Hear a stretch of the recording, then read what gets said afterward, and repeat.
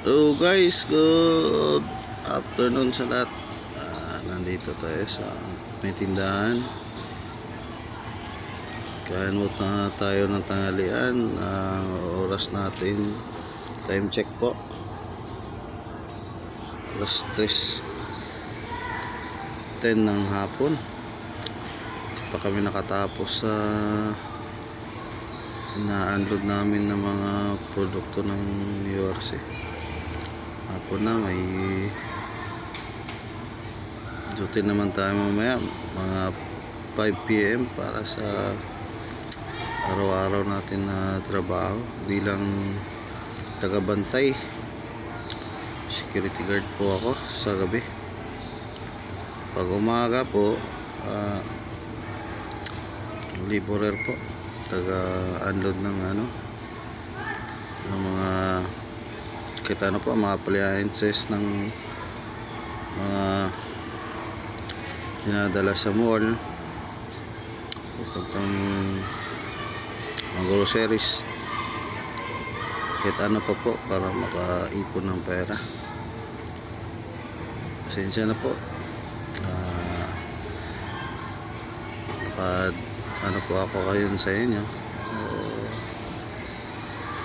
Sabi lang po ako ng toto para sa inyo lahat, mga idol, boss idol. Kasi mahirap ng hanap buhay. Nanay tatay tayo ngayon. May 3 anak po ako, nag-iisa, single dad po ako. Nag-iipon ako para sa cellphone ng anak ko kasi hinihingi niya, kasi gamit na sa school.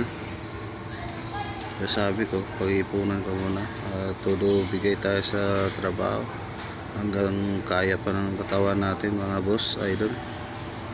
Pasensya na po,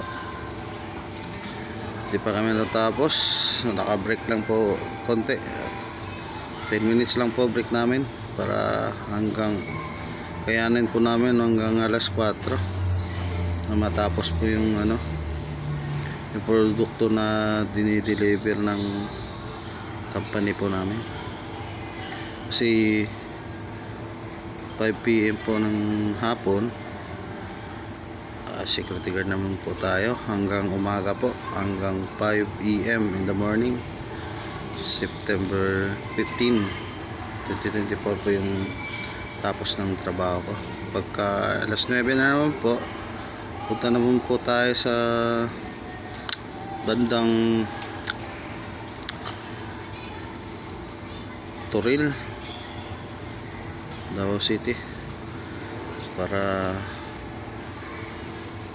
mag-labor naman po tayo. Sayang din po, dagdag ipon ko po para sa mga plano ko po, para sa mga anak ko in the future. Hindi po natin alam yung oras at panahon sa ngayon, kasi mahirap po hahanapin yung pera pag hindi ka magsipag, hindi ka po makaipon. Dito na po, update na po ako sa inyo mga idol mamaya. Maraming salamat po, magandang hapon po sa lahat, boss idol.